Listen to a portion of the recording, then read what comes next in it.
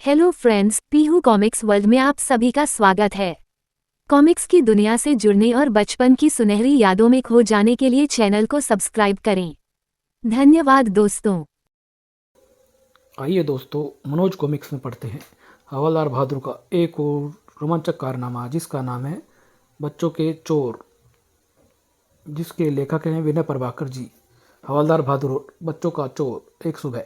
प्रिय प्राणनाथ, उठिए, सुबह हो गई। आई क्या मैं सपना देख रहा हूँ? इतना सम्मान तो इसने मुझे कभी नहीं दिया। अजी, सुन रहे हो?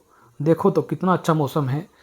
जल्दी से उठ जाओ ना प्लीज़। ही आज ये है, इतना सम्मान दे रही है तो क्यों ना कुछ देर और इस सम्मान का आनंद उठाऊं मैं।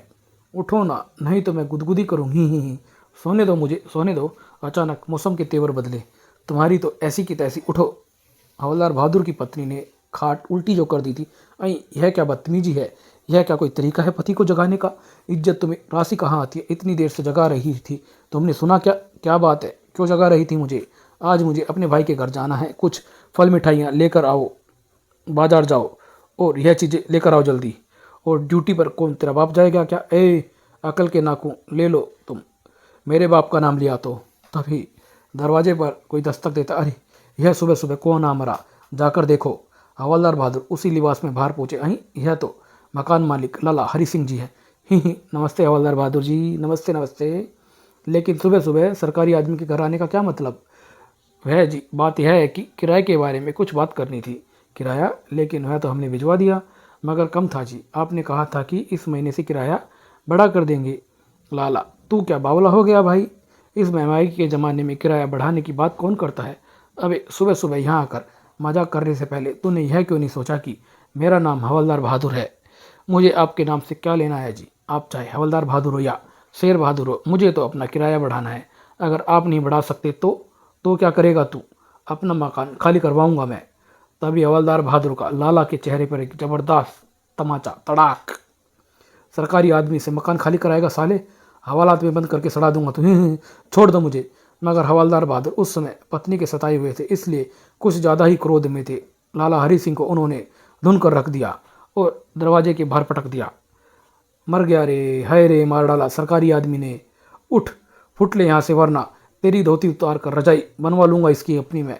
लाला ने उठकर भाग लेने में ही अपनी भलाई समझी। जा रहा हूँ हवलदार बहादुर, मगर अब तुमसे किराया वसूल ले। मेरा बेटा आएगा, पहलवान है वह, देख लेंगे तेरे पहलवान को भी। उसकी लंगोटी उतार कर सब्जी लाने का थैला न बनवाया दिया तो मेरा नाम भी हवलदार बहादुर नहीं। विजयी मुद्रा में उसने वापस घर में प्रवेश किया। देखा तूने मेरा रोब किस तरह दुम दबाकर भागा है लाला। और एक तू है कि मुझे कुछ समझती ही नहीं है। सुबह सुबह ही चारपाई उल्ट दी तूने मेरी। अब अगर खुद उल्टा नहीं होना चाहते हो तो जल्दी से बाजार जाकर सामान ला दो। बकवास बंद कर, वरना हवालात में बंद करके सड़ा दूंगा तुझे मैं तुम्हें संडास में बंद करके सड़ा दूंगी, समझे तुम? गृहयुद्ध से निपटने के बाद हवलदार बहादुर ड्यूटी पर जाने के लिए तैयार होकर निकले। आज का दिन पता नहीं कैसे बीतेगा। सुबह सुबह दो मनुष्यों से लड़ना पड़ा है मुझे। हवलदार बहादुर का मूड आज सचमुच खराब था। साले, रास्ता रोक कर बैठा है मेरा। हवलदार बहादुर रास्ते में बैठे एक पिल्ले पर प्रहार करता है। जब थाने पहुंचे तो, आज तो फिर लेट आए हो हवलदार बहादुर? लेट कर कहाँ आ रहा हूँ सर? चंपाकली ने सुबह सुबह खाट उल्टी कर दी थी मेरी। क्या बकवास कर रहे हो? मैं ड्यूटी पर देर से आने की बात कर रहा हूँ। जानते नहीं, पुलिस को रेड अलर्ट के आदेश मिले हुए हैं। ठीक है साहब, कल से टाइम पर आ जाऊँगा मैं। हवलदार बहादुर से बात करने के ढंग पर इंस्पेक्टर खड़क सिंह को क्रोध तो बहुत आया, मगर उस वक्त वह एक केस के सिलसिले में बाहर जा रहा था, इसलिए चुप हो गया। वापस आकर बात करूंगा इससे। बहुत बड़ा हवलदार समझने लगा है अपने आप को। इंस्पेक्टर से बात करने का तरीका ही भूल गया साला। यह इंस्पेक्टर पता नहीं क्या है, समझता है खुद को। किसी दिन हवालात में बंद करके सड़ा दूंगा इस साले को। हवलदार बहादुर टहलते हुए अपनी सीट की ओर जा रहे थे। हवलदार साहब, आज का अखबार पढ़ा आपने? नहीं। कोई खास खबर है क्या? हाँ, आजकल शहर में बच्चों के अपहरण की वारदातें बढ़ती जा रही है। एक ऐसा गिरोह सक्रिय है जो धनी लोगों के बच्चों का अपहरण कर लेता है, फिर बच्चों के अभिभावकों से भारी रकम फिरौती के रूप में वसूलता है। उफ, हमें तो इसका पता ही नहीं था, वरना हम उस गिरोह को पकड़कर हवालात में सड़ा डालते। जरा दिखाओ तो सही अखबार मुझे। वास्तव में इंस्पेक्टर खड़क सिंह भी उसी समय अपहरण के एक केस के सिलसिले में ही बाहर गए थे और इस वक्त वह एक सेठ के घर में बैठा था। कितनी रकम की मांग की है बदमाशों ने? 50,000 की।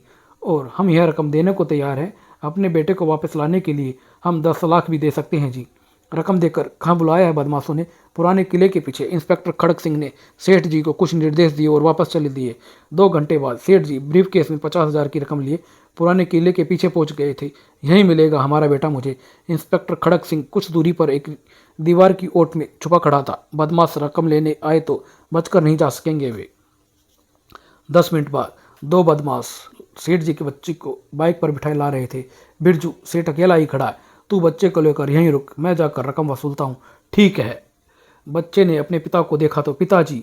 अबे चुप, वरना गर्दन दबा दूंगा मैं साले तेरी। उधर खड़क सिंह ने बड़ी सावधानी से मोटरसाइकिल की ओर बढ़ना शुरू किया। पहले बच्चे को कब्जे में करना होगा। अगले ही पल अपने हाथ ऊपर उठा लो। मगर गुंडे ने जबरदस्त फुर्ती दिखाते हुए बच्चे को खड़क सिंह की तरफ उछाल दिया और खड़क सिंह संतुलन खो जाने की वजह से पीछे गिर पड़ता है। सेठ की ओर जा रहे गुंडे ने आवाज़ सुनकर पलट कर देखा। ओफ पुलिस! मोटरसाइकिल स्टार्ट कर बिरजू, मैं आ रहा हूँ।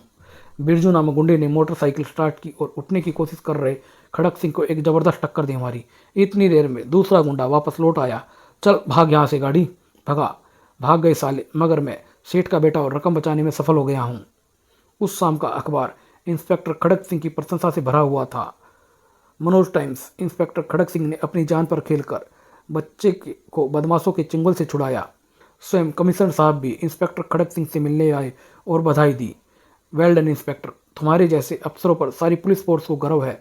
मैं तुम्हारी तरक्की के लिए सिफारिश करूंगा। थैंक यू सर, मगर मुझे उन गुंडों के भाग जाने का बहुत दुख है।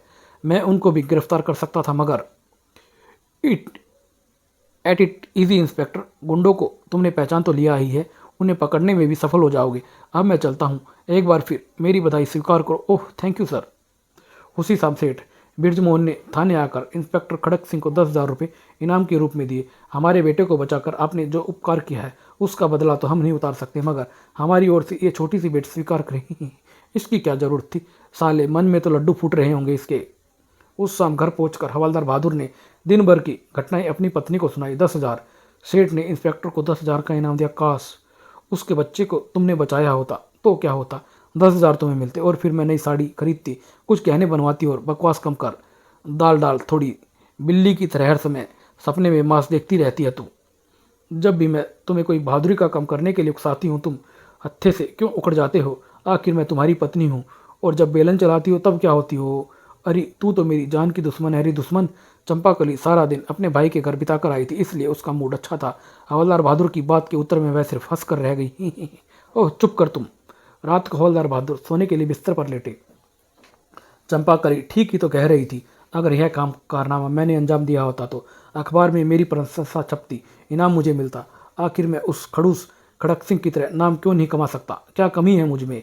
इसी तरह की बातें सोचते सोचते वह सो गए। अगले दिन शहर में बच्चे के अपहरण की एक और वारदात हुई। तेज चलाओ ड्राइवर, मुझे स्कूल के लिए देर हो रही है। चला तो रहा हूँ बाबा। गाड़ी एक सुनसान सड़क से गुजर ही रही थी कि अचानक उसके सामने एक वैन आकर रुकती है।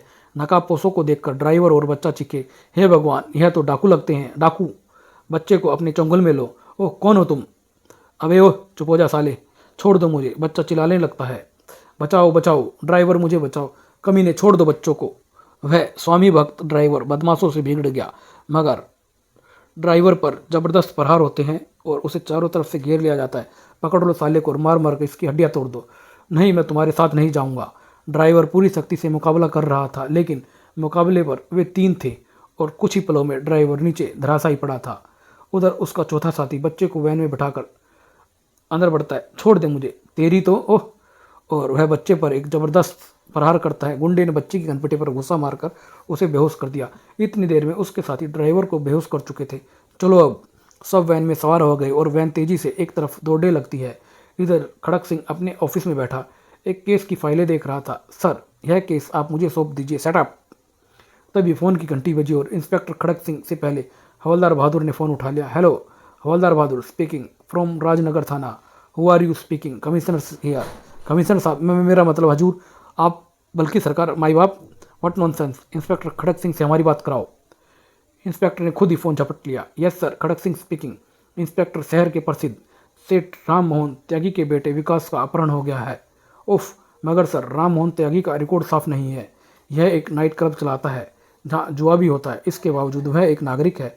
उसके बेटे का अपहरण हुआ है। पुलिस को तो अपना काम करना ही पड़ेगा। ओके यस सर, हवलदार बहादुर, मेरी जीप तैयार करो। क्या फिर किसी बच्चे का अपहरण हो गया है सर? हाँ, एक धनवान व्यक्ति के बच्चे का अपहरण कर लिया गया है। सर, यह केस आप मुझे दे दीजिए, मैं बच्चा बरामद कर लूँगा और बदमाशों को हवालात में बंद करके सड़ा भी दूंगा मैं। सेटअप, अगर तुम किसी काम के होते तो फिर रोना ही क्या होता। असली बदमाशों का सामना होते ही तो तुम्हारा अंटा कफिल हो जाता है। इस बार मुझे कुछ नहीं होगा सर।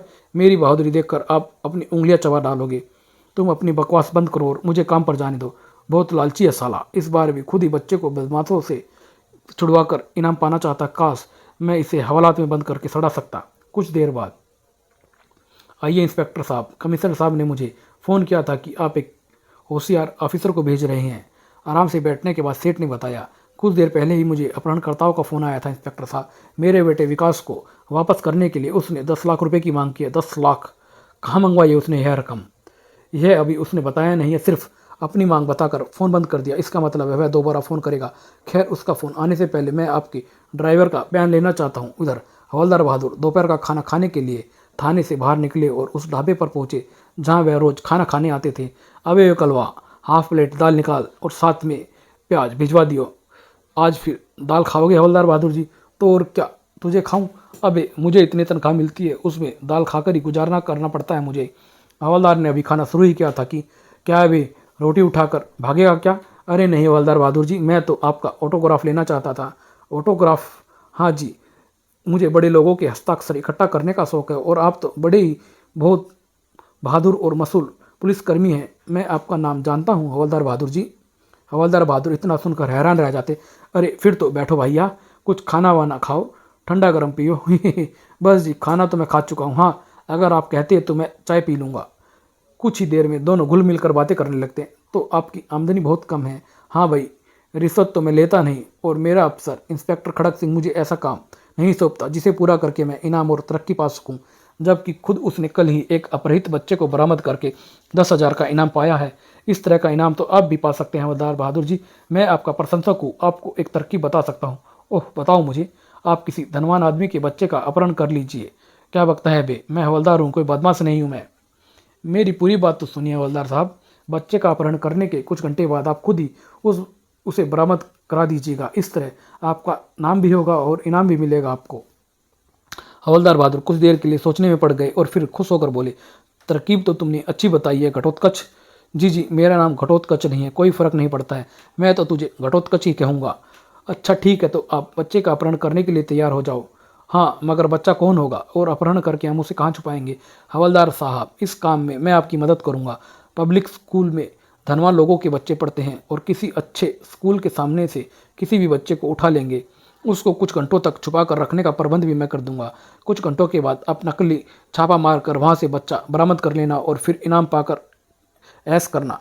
तुम तो मेरे लिए भगवान बनकर आए हो भाई। अब नेक काम में देरी नहीं करनी चाहिए। कुछ ही देर में स्कूल की छुट्टी होने वाली है, हम अभी बच्चा उठाने चलते हैं। आधे घंटे बाद एक पब्लिक स्कूल के सामने खड़े होकर वहाँ से बाहर निकलते बच्चों में से अपने मतलब का शिकार ढूंढ रहे थे। आज तेरी गाड़ी नहीं आई रोमी, आती ही होगी अभी। कुछ देर खड़े रहने के बाद, यार रोमी, लगता है आज तेरी गाड़ी देर से आएगी, मुझे घर जल्दी जाना है। मेरे मामा का लड़का लखनऊ से आया हुआ है, वैसे भी मेरा घर पास में ही है, मैं पैदल ही चला जाता हूँ। अच्छा तू जा, यह बच्चा हमारे काम का है हवलदार जी, अपनी गाड़ी की प्रतीक्षा में खड़ा है, आसानी से झांसे में आ जाएगा। तुम ठीक कहते हो घटोत्कच। वह दोनों बच्चे के निकट पहुंचे। घटोत्कच ने जेब से चाकनी निकालकर बच्चे को दी। लो रोमी बेटे, यह तुम्हारे पापा ने भेजी है और हम तुम्हें लेने आए हैं। मुझे लेने आए हैं, लेकिन हमारी गाड़ी कहाँ पर है? गाड़ी खराब हो गई है, हम तुम्हें टैक्सी में ले चलेंगे। हाँ बेटे, तुम्हारे पापा ने इसके साथ मुझे भी भेजा है ताकि रास्ते में तुम्हें कोई परेशानी ना हो। पुलिस वाले को साथ देखकर बच्चा जल्दी ही झांसे में आ गया और उसके साथ चल दिया। स्कूल से कुछ दूर आकर घटोत्कच ने टैक्सी को रोक दिया। ओह बैठो इसमें। कुछ देर बाद टैक्सी पुराने शहर में पहुंचकर एक गली के सामने रुकी। अरे बच्चा तो सो गया है, गोद में उठा लो इसे। हवलदार ने बच्चे को गोद में उठाया और घटोत्कच के पीछे गली में प्रवेश किया। क्या हुआ चंपाकली? मैंने अपने पति को एक बच्चे को गोद में उठाए उस गली में जाते दिखा है। पता नहीं किसका बच्चा उठाए जा रहे थे वे। तुम्हारे पति तो पुलिस में है बहन, हो सकता है किसी गुम हुए बच्चे को उसके घर छोड़ने गए हो। हाँ यही बात हो सकती है, मगर अब यह अगर मगर छोड़ो और जल्दी चलो। अगर चाट भंडार पर गोलगप्पे खत्म हो गए तो शॉपिंग का पूरा मजा किरकिरा हो जाएगा। गली के अंत में पहुंचकर घटोत्कच ने एक मकान का ताला खोला। यह मेरे दोस्त का मकान है, शाम तक हम बच्चे को यहाँ पर रख सकते हैं। में 2 कमरे थे, रसोई भी थी जिसमें खाने पीने का सामान मौजूद था। यह ससुरा सो क्यों गया? उठाए उठाए मेरे हाथ दुख गए हैं। मैंने इसे जो चॉकलेट दी थी उसमें नींद आने की दवाई मिली हुई थी हवलदार बहादुर जी। यह तुम सचमुच बहुत बुद्धिमान हो घटोत्कच। अब यह बताओ आगे क्या करना है? हमें कुछ नहीं करना है। जब यह बच्चा घर नहीं पहुंचेगा तो इसके बाप पुलिस में गुमशुदगी की रिपोर्ट लिखवाएंगे, शोर मचेगा और उसके बाद तुम इस बच्चे को बरामद करके अपनी बहादुरी का सिक्का जमा लेना। तो ठीक है, तुम यहाँ बच्चे के पास रुको, मैं थाने जाता हूँ और देखता हूँ कि इसका बाप रिपोर्ट दर्ज कराने कब आता है। नहीं हवलदार बहादुर जी, आपका जाना ठीक नहीं है। बार बार यहाँ आते जाते अगर किसी ने आपको देख लिया तो पोल खुल जाएगी। मैं जाता हूँ और पता करता हूँ इसकी गुमशुदगी की रिपोर्ट आई है या नहीं है। अच्छा, तुम ही जाओ, मगर जल्दी आना, बस खबर मिलते ही आ जाऊँगा मैं। इधर इंस्पेक्टर खड़क सिंह सेठ राम मोहन के साथ उनके फ़ोन के निकट ही बैठा था। अभी तक उसने दोबारा फ़ोन क्यों नहीं किया? फ़ोन जरूर आएगा सेठ जी। शायद वह लोग रुपया मंगवाने के लिए कोई सुरक्षित स्थान ढूंढ रहे होंगे। तभी फ़ोन की घंटी बजती है। उफ, आ गया है phone. Hello, Ram Mohan speaking. Ram Mohan, तुमने रुपया देने का इरादा बनाया है या कुछ और करना चाहते हो तुम? फ़ोन अपहरणकर्ता का ही था। सेठ ने इंस्पेक्टर के निर्देशानुसार तुरंत उत्तर दिया। मैं रुपया देने को तैयार हूँ, मगर एक बार मेरे बेटे से बात तो कराओ। मेरी बात नहीं हो सकती। अगर तुम उसे वापस लेना चाहते हो तो 10 लाख रुपए तैयार रखो। अरे अरे सुनो तो, हेलो हेलो, क्या हुआ? फ़ोन बंद कर दिया उसने? हाँ, आप चिंता ना करें, मैंने टेलीफोन एक्सचेंज को निर्देश दे दिए हैं कि आपके नंबर पर आने वाले हर एक फ़ोन को चेक करें कहाँ से किया गया है। एक्सचेंज से फ़ोन आता ही होगा। अभी 2 मिनट बाद फ़ोन आ गया। हाँ, कुछ पता चला? सर, अभी आने वाला फ़ोन रेलवे स्टेशन के एक पब्लिक कॉल से किया गया था। बहुत चालाक है साले। अब तो उन्हें उसी समय घेरा जा सकता जब वह आपको रुपया लेकर किसी जगह आने को कहेंगे। थोड़ी देर बाद, अच्छा सेठ जी, अब मैं चलता हूँ। अगर बदमाशों का फ़ोन आ जाए तो मुझे सूचित कर दीजिएगा। ठीक है इंस्पेक्टर साहब। लेकिन शाम तक कोई फ़ोन नहीं आया। सेठ राम मोहन कमरे में परेशान घूमते रहे। पता नहीं मेरा बेटा किस हाल में होगा। इधर हाल तो बेचारे हवलदार बहादुर का भी खराब था। बच्चा जाग चुका था। ओ मेरे बाप, रोना बंद कर दे। तुझे बताया तो है कि घटोत्कच टैक्सी लेने गया है, फिर हम तेरे घर पहुंचा देंगे। तो मुझे पैदल ही घर पहुंचा दो संतरी जी। अबे ओए पिद्दे, मैं तुझे संतरी दिखाई दे रहा हूँ साले? हवलदार बहादुर हूँ मैं कुछ नहीं जानता। मैं तो अपने मम्मी पापा के पास जाऊँगा। अबे ओए रुक, ठहर जा। देख मेरे बेटे, बल्कि मेरे माँ बाप, तू कुछ देर और इंतज़ार कर ले। घटोत्कच बस आता ही होगा। बच्चा ज़ोर ज़ोर से रोने लगता है। पता नहीं कहाँ जाकर मर गया है यह घटोत्कच का बच्चा। उसकी बातों में आकर मैंने बेकार की मुसीबत मोल ले ली है। 3 घंटे हो गए उसे गए हुए। हवलदार बहादुर अपना माथा पकड़ कर बैठ जाते हैं। इधर 7 बजे सेठ राम मोहन के फ़ोन की घंटी बजी। हाँ, मैं राम मोहन बोल रहा हूँ। तुम बहुत चालाक हो राम मोहन। फ़ोन पर अपहरणकर्ता का क्रोध भरा स्वर सुनाई दे रहा था। क्या हुआ? क्या किया है मैंने? अब भोले मत बनो। रकम बचाने के लिए तुमने अच्छी चाल चली है। मेरे बच्चे को ही उठा लिया है, मगर तुमने मुझे पहचाना कैसे? यह तुम क्या कह रहे हो भाई? मैंने तो तुम्हें अब तक नहीं पहचाना है। अब नाटक छोड़ो यार, मैं तुमसे समझौता करने के लिए तैयार। ओह, यह तो शिवलाल की आवाज़ लग रही है मुझे। कुछ देर बाद सेठ राम मोहन घबराए हुए पुलिस स्टेशन पहुंचे। इंस्पेक्टर, अरे इंस्पेक्टर जी, क्या उनका फ़ोन आया? फ़ोन तो आया था, मगर एक नई मुसीबत खड़ी हो गई है। वह मुझ पर अपना बच्चा अपहरण करने का आरोप लगा रहा है। उफ, कौन था वह? उसका नाम शिवलाल है इंस्पेक्टर साहब। आपसे क्या छुपाना, मेरे क्लब में आकर जुआ खेलता था। एक बार मैंने उसे क्लब से बाहर निकाल दिया था क्योंकि वह मेरे ग्राहकों से झगड़ा कर रहा था। उसी ने मेरे बच्चे का अपहरण किया है। अब मुझ पर ही आरोप लगा रहा है कि मैंने उसके पहचानने के बाद जवाब में उसके बेटे रोमी का अपहरण करा लिया। अब मैं क्या करूं? करना क्या है? आप मुझे उसका पता बताइए, अभी गिरफ्तार करता हूं साले को और आपका बेटा आपके पास बरामद करके ले आता हूं मैं। पता तो मैं बता सकता हूं, लेकिन उसका बेटा भी तो गुम है। अगर पुलिस को अपने घर आते देख उसने क्रोध में मेरे बेटे को मार डाला तो क्या होगा? हाँ, यह सोचने की बात है। अब यह तो पता चल ही गया है कि आपका बेटा कहाँ है। परेशानी दूर हो गई है। अगले कदम के बारे में हम आराम से सोच सकते हैं। तो फिर सोचिए ना इंस्पेक्टर साहब। और तभी शायद किसी नई मुसीबत की सूचना आई। मैं अपनी कोठी जा रहा हूँ, शायद शिवलाल का फ़ोन फिर आए। ओके। तभी टेलीफोन की बेल बजती है। राम मोहन बाहर जा चुका था। इंस्पेक्टर खड़क सिंह, आपका सहायक हवलदार बहादुर कहाँ है जनाब? मुझे नहीं मालूम। वह दोपहर से कहीं गया हुआ है। मैं जानता हूँ वह कहाँ गया है। आपके हवलदार ने एक बच्चे का अपहरण किया है। अब बच्चे के बाप से रकम ऐंठने के चक्कर में है वह। हवलदार बहादुर ने बच्चे का अपहरण किया? क्या बकवास, कौन हो तुम? मेरी बात छोड़िए, उस जगह का पता नोट कीजिए जहां आपके हवलदार बहादुर ने बच्चे को कैद करके रखा हुआ है।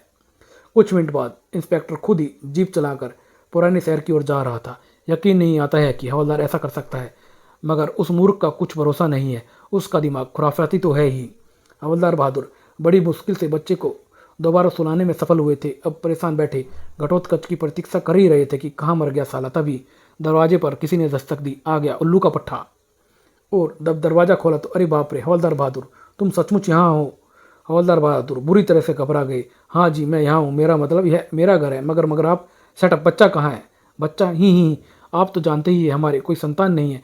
मैं उस बच्चे की बात कर रहा हूँ जिसे तुम अपहरण करके लाए हो। हटो, रास्ता दो मुझे। आज गई मेरी नौकरी, सत्यानाश हो जाए उस घटोत्कच के बच्चे का। ओ माय गॉड, यहाँ तो बच्चा भी है। मगर साहब, रोमी का अपहरण हमने नहीं किया, हम तो रोमी। क्या तुम इस बच्चे का नाम जानते हो? जी हाँ। ओ माय गॉड, सेठ राम मोहन कह रहा था कि शिवलाल के बेटे का नाम रोमी है। तो क्या यह वही बच्चा है? मगर हमें क्षमा कर दीजिए साहब, हम घटोत्कच की बातों में आकर इस बच्चे को यहाँ उठा लाए थे। यह घटोत्कच कौन है? मुझे पूरी बात समझाओ तुम। हवलदार बहादुर ने घटोत्कच से हुई मुलाकात से लेकर अब तक की सारी घटनाएं सुना डाली। ओफ, तो यह बात थी, तुम नाम और इनाम के चक्कर में नाटक करना चाहते थे। बहुत बड़े मूर्ख हो तुम, गधे हो, बल्कि उल्लू का पट्टा हूँ जी मैं। मगर मुझे माफ़ कर दीजिएगा साहब। माफ़ तो तुझे करना ही पड़ेगा, क्योंकि तेरी इस मूर्खता के कारण एक केस हल हो गया है। अगर शिवलाल का बेटा गायब ना होता तो राम मोहन को फ़ोन करके उसे अपनी पहचान ना बताता। बच्चू, तुझे मैं इसलिए सहन करता हूँ, तेरी मूर्खता से कभी कभी मेरा भला हो जाता है। अब तुम यहाँ से चुपचाप अपने घर चले जाओ और इस बात का जिक्र किसी से ना करना। अगर किसी को पता चल गया कि तुमने एक गैर कानूनी काम किया है तो फिर मैं तुम्हें बचा नहीं पाऊंगा। ठीक है साहब, मगर यह तो बता दीजिए कि आपको यहाँ का पता किसने बताया? मुझे एक गुमनाम फ़ोन आया था। अब जाओ यहाँ से। जाता हूँ साहब मैं। इंस्पेक्टर खड़क सिंह बच्चे को उठाकर थाने ले आया और सेठ राम मोहन को फ़ोन किया। सेठ, मैंने शिवलाल के बेटे को बरामद कर लिया है। अब मैं उसे अपने ढंग से थाने बुलाना चाहता हूँ। साले को गिरफ्तार कर लूँगा, फिर वह आपके बेटे का पता भी बता ही देगा मुझे। यू आर ग्रेट इंस्पेक्टर साहब। शिवलाल के बेटे को आपने कैसे तलाश किया है? आखिर हम पुलिस वाले हैं सेठ जी।